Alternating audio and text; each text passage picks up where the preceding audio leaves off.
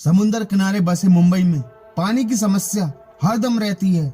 इसलिए मुंबई में हजारों कुएं बने हुए थे, लेकिन अब वो कुएं तरक्की और वक्त की भेंट चढ़ चुके हैं। जो बचे हैं उनका इस्तेमाल नहीं किया जाता। ये कहानी भी माहिम इलाके के एक चौल के कुएं की है। ये घटना है 1992 की। एपिसोड की शुरुआत होती है और हम शिल्पा को गणेश चतुर्थी मनाने के लिए अपने मामा के यहाँ आए हुए देखते हैं। वो यहाँ आकर काफी खुश थी। वो चौल में बने एक मंदिर में भी जाती है जो भगवान गणेश का था, और तभी उसकी नजर एक कुएं पर पड़ती है जो पूरी तरह से बंद था। उस कुएं को अभिमंत्रित कर बांधा गया था, पर क्यों ये हमें आगे पता चलेगा। भाई जब शिल्पा घर पहुंचती है तो उसका भाई और मामी काफी खुश होते हैं और शिल्पा मामी के काम में हाथ भी बटाती है। और तभी शिल्पा कहती है कि मामी मैं ये बर्तन साफ कर दूं, पर मामी कहती है कि नहीं बेटा, वैसे भी ये पानी की काफी किल्लत है, बस रोज 1 घंटे ही पानी आता है और उसे भरने के लिए भी लंबी लाइन में लगना पड़ता है, तब कहीं जाकर थोड़ा पानी मिलता है। रहने दे, इन्हें मैं साफ कर लूंगी। पर शिल्पा कहती है कि क्या मामी, हमारे घर के पास ही तो एक कुआं है, उसमें से क्यों हम पानी नहीं लेते। जिसे सुनते ही मामी के मन में एक डर सा बैठ जाता है, पर उस कुएं की सच्चाई वो शिल्पा को नहीं बताती। वहीं जब शिल्पा नीतेश के साथ पास वाले मंदिर जाती है तो नीतेश बताता है कि दीदी ये पूरे चौल हमारे दादाजी की थी और उनके गुजरने के बाद ये चौल दिनेश चाचा चलाने लगे। जब शिल्पा कहती है कि नीतेश दिनेश चाचा की मौत कैसे हुई, पर नीतेश उसे कुछ नहीं बताता। जब शिल्पा कहती है कि जब इस चौल में इतना बड़ा कुआं है फिर पानी के लिए सब इतना क्यों परेशान होते हैं, जिसे सुनते ही वहाँ खड़े लोग काफी हैरान हो जाते हैं और दोनों घर आ जाते हैं। और उसी रात मामा जी कहते हैं कि कल मुझे पूना जाना है, 1 बाल्टी पानी रख देना नहाने के लिए। पर मामी कहती हैं कि वैसे ही घर में एक सदस्य बढ़ चुका है, अब मैं पानी कहाँ से लाऊं। और उनकी बात शिल्पा भी सुन लेती है और मन में कहती है कि मामा आप चिंता मत करिए, पानी आपको मिल जाएगा। और उसी रात शिल्पा अलार्म लगा के सो जाती है और 4 बजे उठकर घर में बिना किसी को कुछ बताए पानी लेने के लिए उस कुएं के पास पहुंच जाती है। पर उस कुएं में तो ताला लगा हुआ था और शिल्पा एक पत्थर को उठाकर उस ताले को तोड़ देती है और ताला टूटते ही चारों तरफ एक अजीब सा सन्नाटा छा जाता है। और शिल्पा कुएं में बाल्टी डालकर जब बाल्टी खींचती है तो वो बड़ी मुश्किल से बाल्टी ऊपर खींच पाती है और पानी लेकर घर चली जाती है। पर शिल्पा ने अनजाने में एक बड़ी मुसीबत को आजाद कर दिया था।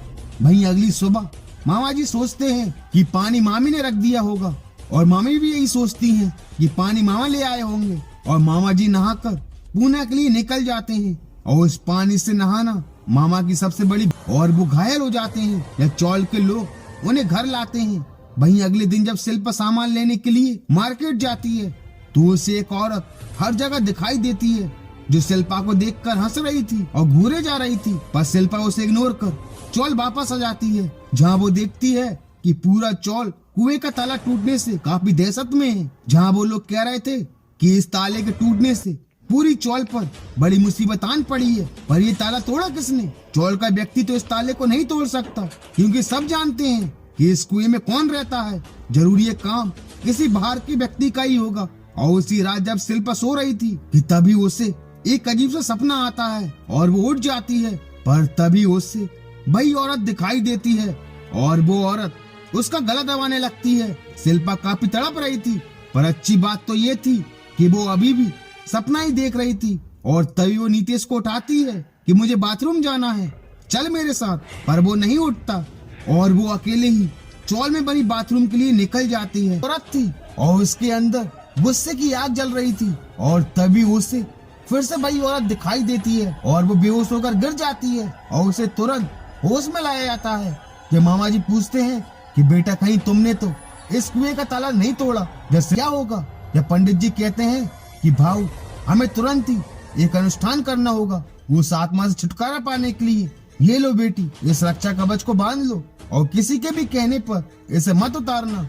और सभी घर आ जाते हैं। जब शिल्पा पूछती है कि मामी आखिर कौन रहता है उस कुएं में जिससे सब डरते हैं, यह मामी बताती हैं कि उस कुएं में एक नवारी औरत की आत्मा रहती है। बहुत साल पहले इस चौल में एक औरत किराए से रहने आई थी।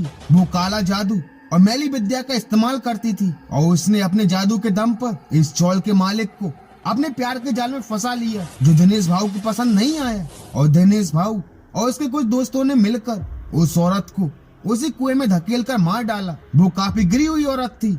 चौल के सभी लोग उससे नफरत करते थे। किसी ने उसकी मौत के बारे में कुछ नहीं बोला, लेकिन कुछ समय बाद एक एक करके दिनेश भाऊ समेत उसके सभी दोस्त उसी कुएं में डूबकर मारे गए। जिन लोगों ने भी उस औरत को मारा था, उन सबकी लाश उसी कुएं में मिली। और फिर तुम्हारे मामा ने एक पुजारी को बुलाया और इसी चौल में रहने के लिए एक घर दिया, और उन्होंने अनुष्ठान क्रिया कर उस कुएं को बंद कर ताला लगा दिया। उस कुएं को अभिमंत्रित कर बांध दिया ताकि उसकी आत्मा बाहर न निकल सके, और एक गणपति के मंदिर की स्थापना करवाई। पर तुमने उस ताले को तोड़ उस नवारी औरत की आत्मा को आजाद कर दिया, और अब वो इस पूरे चौल से अपना बदला लेगी। भाई अगली सुबह पंडित जी अनुष्ठान क्रिया शुरू कर देते हैं और कहते हैं कि कल गणेश चतुर्थी है और इस कुएं का ताला चतुर्थी के दिन ही लगाएंगे। पर चौल के लोग कहते हैं कि पंडित जी, कल तक उस आत्मा ने अगर किसी को कुछ कर दिया तो ये मुसीबत इस लड़की की वजह से आई है, तो इसकी सजा हम क्यों भुगते। जब पंडित जी कहते हैं कि ऐसी अशुभ बातें मत करो, बप्पा पर भरोसा करो, वो सब ठीक करेंगे। और उसी रात शिल्पा जब पाठ कर रही थी तो वो मामी से कहती है कि मामी, मेरा पूरा शरीर सुन्न पड़ रहा है। जब मामी कहती है कि बेटा मैं तेरी तेल से मालिश कर देती हूँ, आराम लगेगा तुझे, तू इस यंत्र को उतार दे, तेल में खराब हो जाएगा। और शिल्पा उस रंग लग जाती है और यंत्र के उतरते ही वो आत्मा आकर उसे मारने लगती है। शिल्पा काफी तड़प रही थी और बड़ी ही मुश्किल से वो अपने मामा को आवाज लगाती है और मामा तुरंत उसके पास आ जाते हैं, जहाँ वो बताती है कि अभी अभी मुझे किसी ने मारने की कोशिश की, पर कमरे में तो कोई नहीं था। या मामा जी कहते हैं कि जरूर वो आत्मा आई होगी। या शिल्पा कहती है कि मामा, मुझे यहाँ एक पल भी नहीं रहना, मैं अभी जा रही हूँ। पर मामा उसे समझाते हैं कि आज ही की तो बात है बेटा, कल सब ठीक हो जाएगा, और अगर तुम कहीं चली भी गई तो भी वो आत्मा तुम्हारा पीछा नहीं छोड़ेगी। पर शिल्पा नहीं मानती और वहाँ से भाग जाती है। जब मामा भी उसका पीछा करते हैं, पर शिल्पा उन्हें कहीं दिखाई नहीं देती, और जो पूरी तरह से उस आत्मा के बस में थी, और वो शिल्पा को मारने की कोशिश करती हैं। और शिल्पा भागते भागते उसी कुएं के पास आ जाती है और वो आत्मा शिल्पा को कुएं में धक्का दे देती है और मामी बेहोश होकर गिर जाती हैं। वहीं शिल्पा उस कुएं की काफी गहराई तक डूब चुकी थी और वो बाहर निकलने की कोशिश करती है, और जब वो बाहर निकलती है तो वो आत्मा एक बार फिर से उसे कुएं के अंदर खींच लेती है। भाई मामा जी कुछ और लोगों को लेकर उस कुएं के पास आ जाते हैं। जब मामी बेहोश पड़ी हुई थी और शिल्पा कुएं में डूब रही थी, चौल वाले कहते हैं ये मुसीबत भी तो इसी लड़की की वजह से आई है, तो इसे मरने दो। जब मामा जी कुएं में जाने की कोशिश करते हैं, पर पंडित जी मना करते हैं कि वो तुम्हें ही मार डालेगी।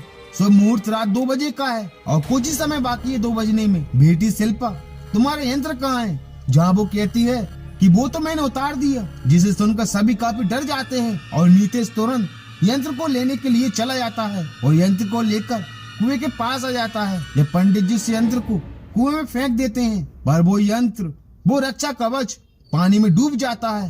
जब पंडित जी कहते हैं कि बेटी, अब तुम्हें ही उस आत्मा से लड़ना होगा, बप्पा पर भरोसा करो, 2 बजने में कुछ ही समय बाकी है। और सभी भगवान गणेश की आराधना करने लगते हैं और वो रक्षा कवच ऊपर आने लगता है और 2 बजते ही वो रक्षा कवच शिल्पा के हाथ में आ जाता है और वो आत्मा एक झटके से दूर फेंका जाती है और शिल्पा को कुएं से बाहर निकाल लिया जाता है और एक बार फिर से उस कुएं को अभिमंत्रित कर बांध दिया जाता है। और आज भी चौल के लोग बताते हैं कि वो कुआं सालों से ऐसे ही बंद पड़ा है, कोई भी उसके पास नहीं जाता।